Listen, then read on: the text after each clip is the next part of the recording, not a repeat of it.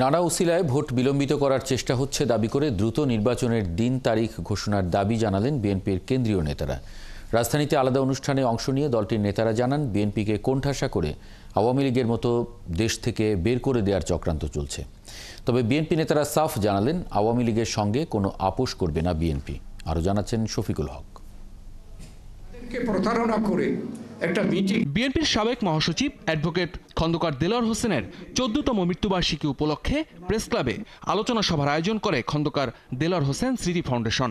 এই দেশের পুনরায় স্বাধীনতা সার্বভৌমত্ব রক্ষা আলোচনায় অংশ নিয়ে ডক্টর খন্দকার মোশাররফ হোসেন দলের জন্য দেলোয়ার হোসেনের অবদান তুলে ধরেন। আলোচনায় আসে নির্বাচন প্রসঙ্গ।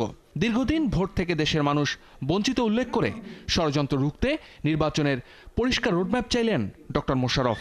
নানা উসিলায় বিলম্ব করার জন্য চেষ্টা করা হচ্ছে। সরকারকে বলতে চাই যে আর তালবাহানো নয়, অতি দ্রুত জাতীয় সংসদের নির্বাচনের ঘোষণা দেন, তাহলে আপনারাও সম্মানের সাথে আপনারা ক্ষমতা হস্তান্তর করতে পারবেন। জনগণও এদেশে এই ষড়যন্ত্র থেকে রক্ষা পাবে। এদিকে মতিঝিল কলোনি সমাজ কল্যাণ সমিতির ইফতার মাহফিলে যোগ দেন দলের স্থায়ী কমিটির সদস্য মির্জা আব্বাস। বিএনপিকে পরিকল্পিতভাবে আওয়ামী লীগের দিকে ঠেলে দেওয়া হচ্ছে মন্তব্য করে মির্জা আব্বাস জানান, ফ্যাসিবাদী এই দলটির সাথে কোনো আপোষ করবে না বিএনপি। আমি আজকে স্পষ্ট ভাষায় বলতে চাই, আমরা আওয়ামী লীগের আওয়ামী লীগের নেতৃবৃন্দের বিচার দাবি করছি অবিলম্বে।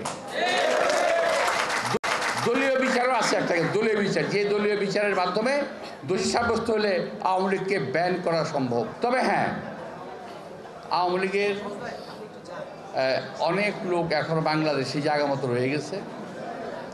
তাদেরকে চিহ্নিত করেন, যথাসময়ে থেকে উৎখাত করতে হবে। তবে আইন নিজে হাতে তুলে নেবেন না। এছাড়া কারণ বাজারে আরেক ইফতার মাহফিলে যোগ দিয়ে দলের ভাইস চেয়ারম্যান বরকতুল্লাহ বুলু আশা প্রকাশ করেন, ডিসেম্বরের মধ্যেই নির্বাচনের ব্যবস্থা করবে অন্তর্বর্তী সরকার। ডক্টর ইউনূস, আপনি নির্বাচনের রোড ব্যবস্থা করবেন। নির্বাচন আপনি বলেছেন ডিসেম্বরে নির্বাচন, আমরা আশা করি আপনি কথাটি রাখবেন। শফিকুল হক, ৭১, ঢাকা।